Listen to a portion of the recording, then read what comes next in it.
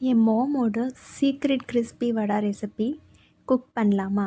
So இதுக்கு ஒரு ஜாரில் நம்ம 5 பல்லு பூண்டு சேர்த்து 1 இன்ச் இஞ்சி சேர்த்துட்டு இது கூடவே ஒரு 5 பச்சை மிளகா சேர்த்துக்கோங்க. இது கூட ஹோல் ஸ்பைஸ், அதாவது பட்டை, லவங்கம், ஏலக்காய், சோம்பு எல்லாத்தையும் சேர்த்துக்கோங்க. சேர்த்து நல்லா தண்ணி ஊற்றி ஒரு ஃபைன் பேஸ்ட் பதத்துக்கு அரைச்சி வச்சுக்கோங்க.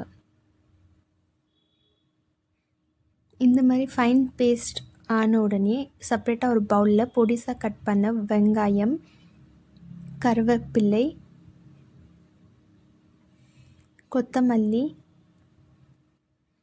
சப்பக்கி கீரை இது எல்லாத்தையுமே ஒரு பவுலில் சேர்த்துட்டு நம்ம அரைச்சி வச்ச அந்த பேஸ்ட்டையும் சேர்த்து ஊற வச்ச பருப்பை பல்ஸ் மோடில் அரைச்சி அதையும் சேர்த்துக்கோங்க. இது கூட 1 ஸ்பூன் அரிசி மாவு, இதுதான் இந்த ரெசிபியோட சீக்ரெட் இன்க்ரீடியண்ட். ஸோ இதை சேர்த்துட்டு தேவையான அளவு உப்பு சேர்த்து எல்லாத்தையும் நல்லா மிக்ஸ் பண்ணிக்கோங்க. ஸோ இந்த அரிசி மாவு தான் என் மாமோட சீக்ரெட் இன்க்ரீடியண்ட் இந்த ரெசிப்பியில்.